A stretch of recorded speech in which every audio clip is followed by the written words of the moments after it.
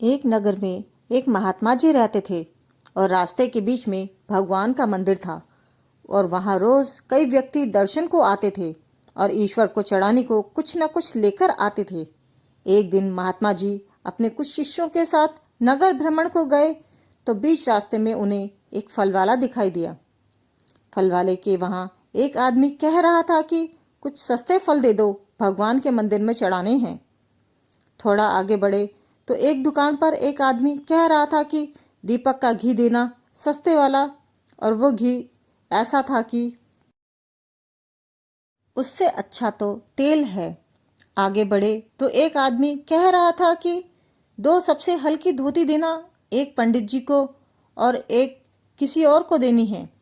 फिर जब वो मंदिर गए तो जो नज़ारा वहां देखा तो वो दंग रह गए। उस राज्य की राजकुमारी भगवान के आगे अपना मुंडन करवा रही थी और वहां पर एक किसान जिसके स्वयं के वस्त्र फटे हुए थे पर वो कुछ लोगों को नए नए वस्त्र दान कर रहा था। जब महात्मा जी ने उनसे पूछा तो किसान ने कहा, हे महात्मन, चाहे हम ज्यादा ना कर पाए पर हम अपने ईश्वर को वो समर्पित करने की इच्छा रखते हैं जो हमें भी नसीब ना हो। और जब मैं इन वस्त्रहीन लोगों को देखता हूँ तो मेरा बड़ा मन करता है कि मैं इन्हें उत्तम वस्त्र पहनाऊं। और जब राजकुमारी से पूछा तो उस राजकुमारी ने कहा कि हे देव, एक नारी के लिए उसके सिर के बाल अत्यंत महत्वपूर्ण हैं और वो उसकी बड़ी शोभा बढ़ाते हैं। तो मैंने सोचा कि मैं अपने इष्ट देव को वो समर्पित करूं जो मेरे लिए बहुत महत्वपूर्ण है, इसलिए मैं अपने इष्ट को वही समर्पित कर रही हूँ।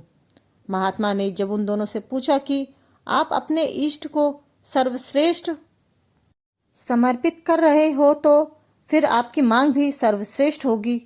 तो उन दोनों ने बड़ा ही सुंदर उत्तर दिया, हे देव, हमें व्यापारी नहीं बनना है और जहाँ तक हमारी चाहत का प्रश्न है तो हमें उनकी निष्काम भक्ति और निष्काम सेवा के अतिरिक्त कुछ भी नहीं चाहिए। जब महात्मा जी मंदिर के अंदर गए तो वहां उन्होंने देखा वो तीनों व्यक्ति जो सबसे हल्का घी, धोती और फल लेकर आए, साथ में अपनी मांगों की एक बड़ी सूची भी साथ लेकर आए और भगवान के सामने उन मांगों को रख रहे हैं। तब महात्मा जी ने उन लोगों से और अपने शिष्यों से कहा कि जो तुम्हारे लिए सर्वश्रेष्ठ हो, सबसे अहम हो और जो शायद तुम्हें भी नसीब ना हो, जो सर्वश्रेष्ठ हो वही ईश्वर को समर्पित करना चाहिए और बदले में कुछ मांगना नहीं चाहिए।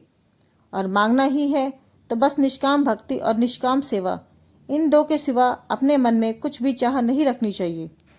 इसलिए दोस्तों, हमेशा याद रखना कि भले ही थोड़ा ही समर्पित हो पर जो सर्वश्रेष्ठ हो बस वही समर्पित हो।